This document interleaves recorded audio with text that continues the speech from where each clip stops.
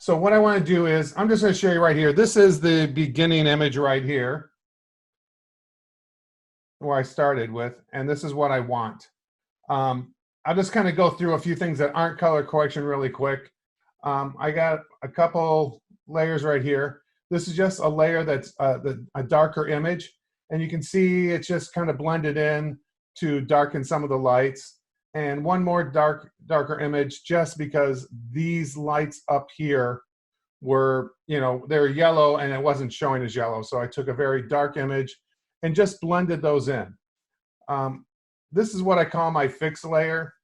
This is where I just go through and do all my retouching and take out a bunch of stuff that I don't like. You can see up here, there's a bunch, where am I? There's a bunch of, fire things and speakers and a little thing in the back of the chair. And I just go through and remove all these things from the image. The next one here is the color one. This is what I want to talk about right here. Now, if you look, let me zoom in here. If you look over here, you can see we've got a fluorescent light that's a different color than what it's really supposed to be down here. I want to change that. And there's many ways to do it, but one of the easiest ways that I found to do it is just to make a new blank layer, and I'm going to do that right now. So a new blank layer. I'm going to name that color. Actually 2, because it's another, I got another one there. And what I'm going to do is change the blending mode to color. All right. So now all I'm going to do is I'm going to grab my paintbrush tool. Actually, let's do this first. I'm going to grab the polyangle tool, lasso tool, and just make a really rough selection here. Forget about the chair. All right, so that's a rough selection. What I would also probably do when I do a selection like this is I would go to select, modify, feather, and just give it a 1 or a 2 pixel feather. I'll give it 2, just so that I really don't have a hard line on it when I do what I'm going to do next. So we have this area selected. We're on a color layer, and I'm going to get my paintbrush, and I'm just going to hold the Option or Alt key and come down here to where it's really the color that it's supposed to be, and just select that color. And now give myself a little bit bigger brush, and I'm just going to paint that color where it's contaminated. And I can just kind of go down further as far as I want. And it's a soft edge brush, so it's going to blend in pretty good. And then I always take it back a little bit. The opacity back a little bit, because it just doesn't look natural. So I'll take it back to probably about 85, something like that. So you can kind of see right now, there's before and there's after. Just an easy way of correcting color from a light contamination. Now, I also noticed up here that there's a little bit up here. So I'm going to hit Shift-Command-I and invert my selection. And then I'm going to go ahead and select a warmer tone from up here. And again, just paint some of that color where it's contaminating that ceiling right there. Let's maybe grab a little bit from here and bring that down. So now I've kind of blended that together. And now you can kind of see, let me deselect that. And you can see there it was before, there's after, and I've taken care of color contamination. Just to let you see what else has gone on here. I had to replace some of the vents. They didn't look good. Not even sure what that did. This right here is just a curve. You see the little PCW there? You're not supposed to see the PCW because I can't use that in my promotions. There's a curve layer right there that's just to brighten everything up. Here's another one that brightens this area up here. And then what I had to do, like I said, I can't use this in my promotions. They would not allow that. So I had to clone that out, and then I had a logo from a friend that I was able to use, and I put in there just to make it look like it's some corporation. So that's one way of doing color corrections. And I love this way. This way is one of my favorite ones, is just by painting like that. So let's go over to this image right here. And I'll kind of give you an idea of what's going on here. Blow it up a little bit. Here's my base image coming out of Lightroom. I have a darker image that I'm going to use just for like the sky and those windows, just to kind of darken them up and see it darkens the table. And it's just, I just painted that in with a brush. Let me get back out a little bit. And then this is, again, my fixed layers. You can see I had reflections in the windows that I did not like. So I took them out. And then this is my color layer here. This is what, I did to the floor. Now you notice down here, and this happens a lot when you're photographing architecture, you'll get some window light in and it's very, blue and everything else, and I want to get it out. You can do a selection. This one, again, I ended up just using the my painting, paintbrush to do it. And again, it was just, select, make a layer, change the blending mode to color, select your color right here.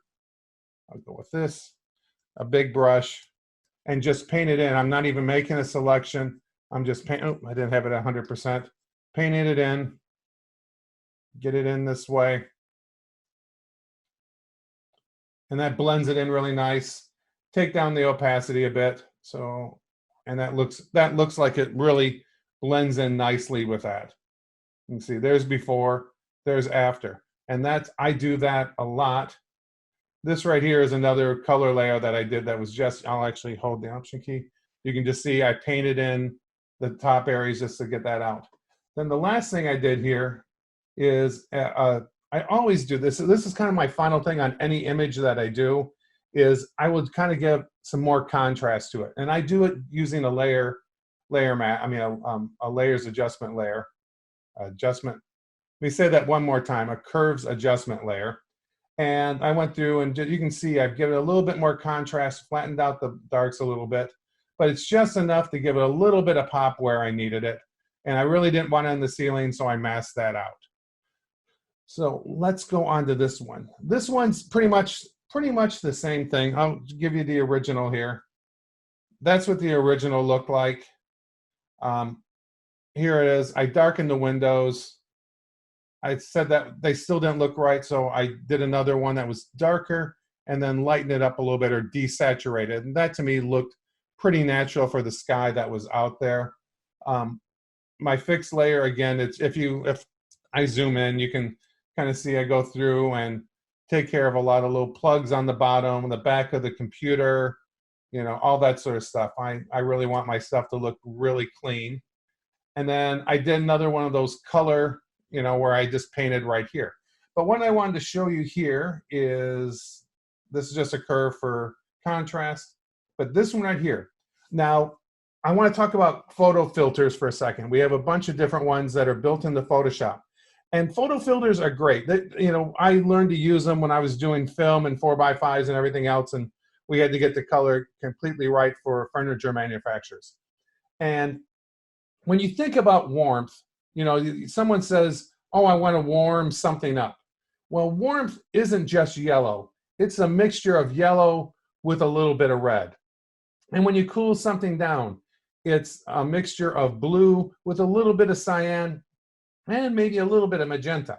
So the photo filters were really corrected for, made for different lights. And this particular one, I thought the whole image was a bit too warm. So I decided to go ahead and add a photo filter to it. So let me just click this right here, and let's go up to properties right here. And you can see there's different filters to do. Let me see if I can zoom in that for you. Second. So there's different filters right here. There's warming filters in different ones, and these numbers are just the ones we used to use in film, and some cooling filters. And if you get some, they get way too much. But what I wanted was just something to cool it down a little bit. Let me get back out now.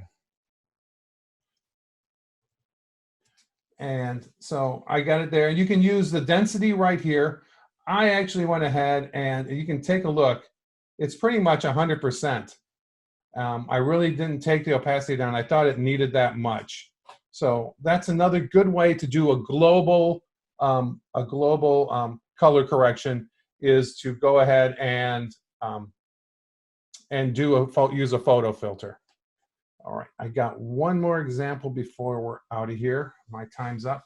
And this right here, if you haven't been inside, this is the inside of the Florida Polytechnic University.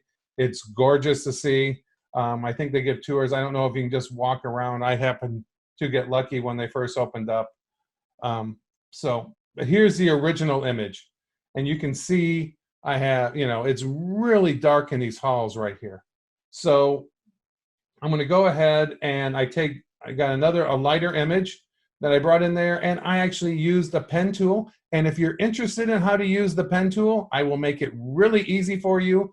In 2 weeks on Thursday, I'm going to be showing you how to use the pen tool and make it, just demystify it so that you are going to love the pen tool, because I do.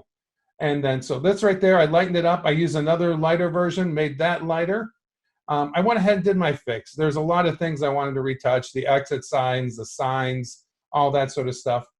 And then what I did here was, if you notice right in these areas right here, again, we have some color changes in here, and I really didn't like that. So what I did do with that one is just paint them in, okay? But there is another way of doing it. If you wanted to, and I'm gonna make a selection here just so I make a rough selection, I just did that, is you can come up here with a selection, and then you can use an adjustment curve.